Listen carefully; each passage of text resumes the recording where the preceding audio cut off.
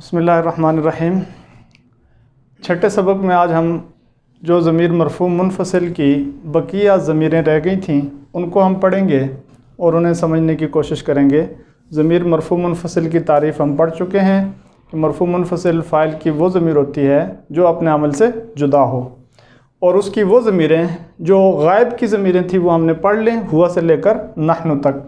بقیہ یہ 6 ضمیریں ہیں مخاطب کی، 2 متکلم کی ضمیریں ہیں، انہیں ہم آج پڑھیں گے۔ تو مرفوع منفصل کی بقیہ ضمائر: انتا ضمیر واحد مذکر مخاطب، جو ترتیب غائب میں تھی وہی ترتیب مخاطب کے 6 صیغوں میں باقی رہے گی، تو اسی لیے انتا کے لیے ضمیر واحد مذکر مخاطب۔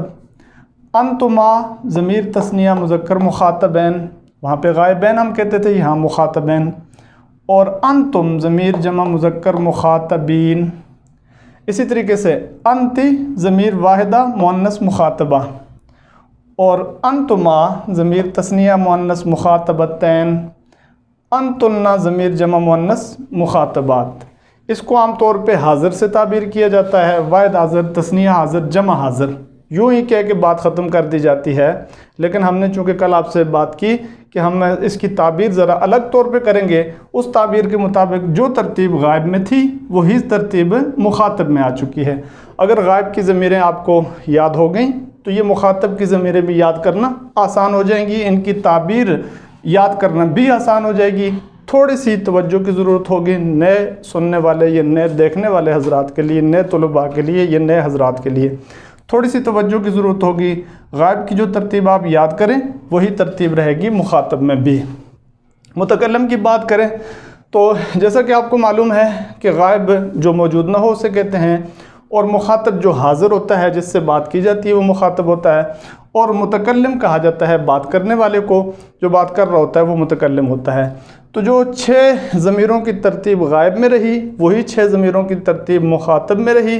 اب متکلم میں 6 کی ترتیب نہیں ہے، متکلم کے لیے 2 ہی لفظ باقی رہ جاتے ہیں، اور عربی میں یہ 2 ہی لفظ استعمال ہوتے ہیں۔ چنانچہ انا واحد مذکر کے لیے بھی استعمال ہوتا ہے، واحدہ مؤنث کے لیے بھی استعمال ہوتا ہے۔ پیچھے رہ گئے 4، تو نحن ان 4 کے لیے استعمال ہوتا ہے، یعنی نحن تثنیہ مذکر کے لیے بھی، تثنیہ مؤنث کے لیے بھی، جمع مذکر کے لیے بھی، جمع مؤنث کے لیے بھی۔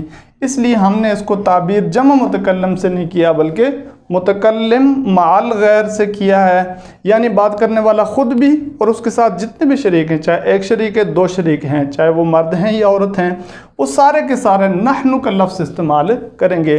اس لیے آپ نے یہ تعبیر پڑھ لی کہ نحن کے لیے ضمیر متکلم مع غیر۔ یہاں تک ضمیر مرفوع منفصل جو تھی وہ ختم ہو چکی ہے۔ اس کے مکمل 14 الفاظ بنے ہیں، آپ نے 14 کے 14 الفاظ بھی الگ طور پہ یاد کرنے ہیں۔ ہوا ہما ہم، ہی ہما ہننا، انتا انتما انتم، انتی انتما انتن، انا نحن، اور اس کے بعد ان کو تعبیر کرنے کا جو طریقہ ہم نے بتلایا اس طریقے کو بھی یاد کر لینا ہے۔ آگے چلیں تو ضمیر مرفوع متصل کی 2 قسمیں ہیں، بارز اور مستتر۔ بارز پہ کل بحث ہم کریں گے، مستتر پہ ذرا سی تفصیل سے اس پہ بحث ہے، وہ بھی ہم مکمل بارز کے بعد کریں گے۔ بہرحال آج یہ 2 چیزیں اس لیے لکھ لیں تاکہ کل ہم بارز پہ ہی مکمل توجہ کے ساتھ ہم بات کر سکیں اور اسی کو فوکس کر سکیں۔ تو اس لیے آپ یہ یاد رکھیں کہ مرفوع ہم نے جب شروع کیا تو مرفوع کی شروع میں 2 تقسیم تھیں کہ مرفوع منفصل، مرفوع متصل۔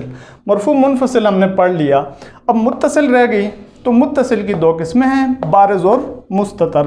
تو کل ہم بارز کی تعریف بھی کریں گے، اس پہ جو مثال سامنے آئے گی اس مثال کو بھی ہم پڑھیں گے۔ آج تک کے لیے اتنا ہی کافی۔